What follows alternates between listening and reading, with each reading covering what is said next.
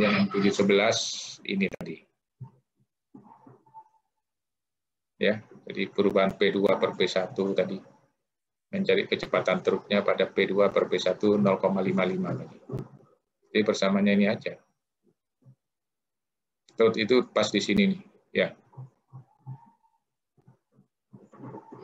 Oke, sekarang proses throttling.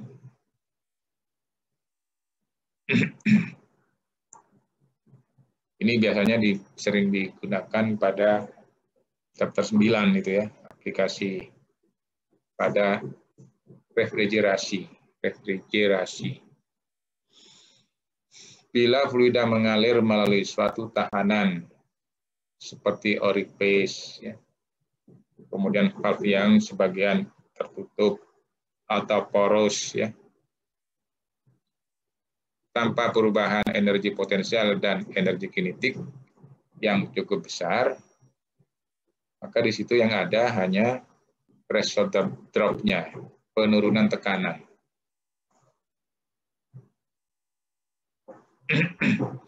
Proses throttling seperti ini tidak menghasilkan kerja mekanis dan dengan tidak adanya transfer panas, maka kembali ke persamaan neraca tadi, neraca energi, yaitu delta H-nya 0. Artinya di sini H2-nya sama dengan H1 atau prosesnya adalah isentalpik. Ya, jadi ini adalah isentalpik, kalau yang tadi nozzle isentropik. Ya, isentropik itu adalah H2-nya konstan. Karena entalpi gas ideal hanya tergantung pada temperatur, ya, seperti kuis itu ya delta H CPDT. Suatu proses throttling tidak merubah temperatur gas ideal kalau entalpinya konstan. Untuk sebagian besar gas nyata pada kondisi T dan P sedang, penurunan tekanan pada entalpi konstan akan menyebabkan penurunan temperatur. Ya, jadi ini yang kuncinya. Ini untuk gas nyata. Ya, jadi penurunan tekanan pada entalpi konstan itu menunjukkan penurunan temperatur. Nah, sini ada 3 kasus berdasarkan jenis steamnya. Ya, yang pertama itu adalah steam kering atau superheated. Kemudian yang kedua steam basah, sedikit air. Kemudian yang ketiga kalau liquidnya jenuh. Ya, berarti ada steam kering, steam basah. Maksudnya superheated steam. Kemudian steam jenuh tapi ada kualitas tertentu. Kemudian liquid jenuh. Artinya superheated, saturated liquid, ya. Kondisinya sama, 1000 kPa sama 300 derajat Celcius. Ya. Melewati orifice itu tadi, artinya dihambat menjadi 101,325 kPa atau atmosferik. Nah, kalau isentalpik berarti H2 sama dengan H1. H1 ini itu adalah pada kondisi 1000 kPa dan 300 derajat Celcius. Nah, itu yang saudara cari. Pada 1000 kPa 300 derajat Celcius, entalpinya berapa? Ya, itu 3052,1. Hampir sama dengan tadi ya, kalau tadi 600 kPa. Oke. Nah, berarti H2 ini adalah 3052,1 itu pada kondisi 101,325 kilopascal. Ya. Coba saudara bandingkan berapa suhu jenuh ya pada 1000 kilopascal. Coba berapa suhu jenuhnya pada 1000 kilopascal.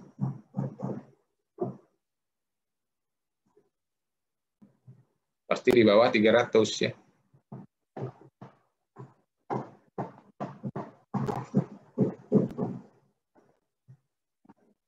Siapa yang bisa bantu? Suhu jenuh ya Pak ya? Suhu jenuh pada 1000 kilopascal. 179,8. Oke, 179, berapa itu ya?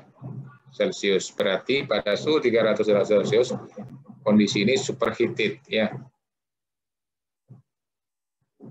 Pada kondisi itu saudara lihat entalpi 300 Celcius itu 3050 yang ada di sini ya data. Nah, sekarang kalau pada satu atmosfer dengan H 3052 itu bagaimana kondisinya? Misalkan temperaturnya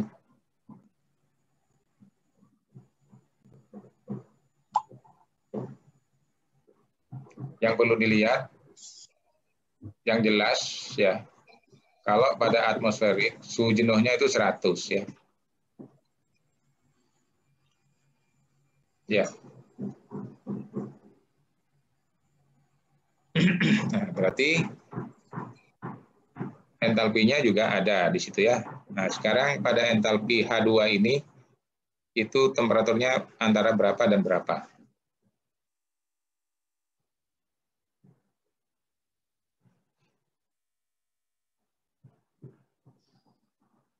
Coba siapa yang tahu?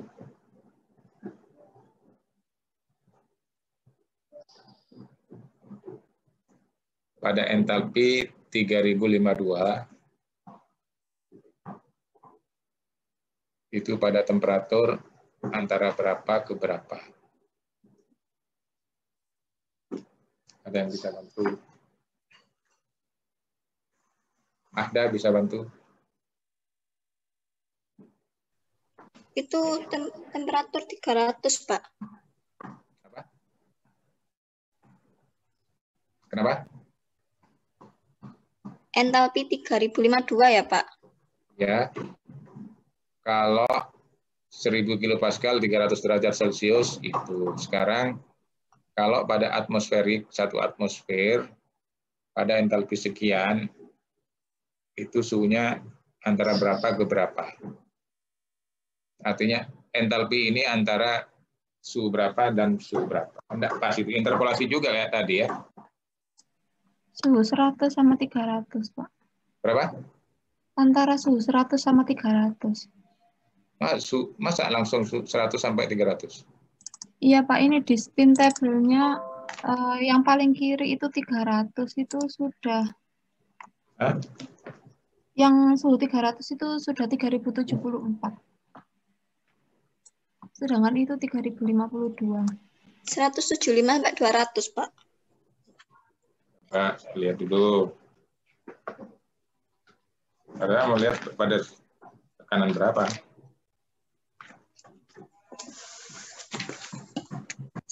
Salah. 50 sampai 300, Pak.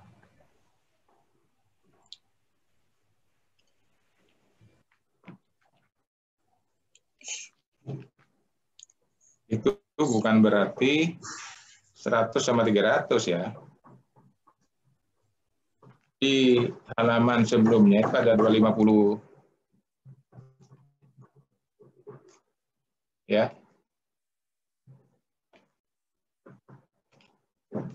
Ah. 250 sama 300, Pak. Apa? Ya. Jadi jangan langsung 300, ini lanjutan nih ya. Oke, karena pada 101,325 yang 250 juga ada ya. Jadi suhunya antara 250 sama 300. Nah, gini-gini saudara harus tahu. Tapi kalau nggak pernah buka tabel steam ya nggak bisa, bingung. Ya. Nah, pada entalpi sekian ini berapa suhunya? Kalau di slide ini ditunjukkan suhunya adalah 288,8. Ini berasal dari interpolasi ya antara 300 sama 250. Paham semuanya? Saya masih kurang paham. Apa? Kenapa? Saya masih kurang paham, Pak. Siapa ini? Kenapa kok di antara 250 sama 300, Pak? Entalpi 3052 tadi itu ada di antara entalpi berapa pada tekanan ini. Kalau di superheated steam tabel itu, Pak, kok di 300 derajat pas, Pak? Ya, 300 itu berapa? 3052,1 pada 1000 kPa kan, Pak ya? Loh, bukan itu lagi, yang atmosferik. Yang atmosferik 101,325 kilopascal ini kan tadi sudah titik 1. Itu kan H1. Nah, sekarang H2 itu tekanannya 101,3 kilopascal. Paham? Iya, Pak, paham, Pak. Terima kasih. Nah, entalpi ini antara dua entalpi, ya kan? Di mana entalpinya antara 250 sama 300. Nah, itu di interpolasi entalpinya antara dua titik tadi akan ketemu suhunya, ya. Suhunya ada 288,8. Oke? Yang lain ya, ikuti loh. Nah, untuk steam kering ini, superheated ini, hasilnya juga tetap superheated, sehingga perubahan suhunya turunnya kecil. Nah, kalau steam basah, ya, pada tekanan cukup rendah itu ada penguapan liquid, ya, liquidnya ada yang menguap, dan hasilnya juga lewat jenuh. Contohnya di sini, bila steam basah pada 1000 kilopascal, steam basah berarti suhu awalnya itu bukan 300 lagi, tapi suhu jenuh, ya, 179,88 itu. Kemudian misalkan kualitas steamnya 96%, dijadikan juga menjadi 101,325 kilopascal, maka di sini H1-nya bisa dihitung antara 4% liquid sama 96% uap. Ya, jadi ini entalpi jenuh liquid 762,6 sama entalpi uap jenuh 2776,2. Ya, jadi H1-nya adalah 26957. Ya. Karena isentalpi, H2-nya juga sama dengan ini. Nah, kemudian saudara cari seperti tadi, untuk 101,325 kilopascal dan entalpi sekian, itu suhunya berapa? Ya, jadi interpolasi lagi dari dua harga yang mengapit entalpi ini. Ternyata pada kondisi entalpi H2 ini temperaturnya 109,8. Ya, karena jenuhnya adalah 179,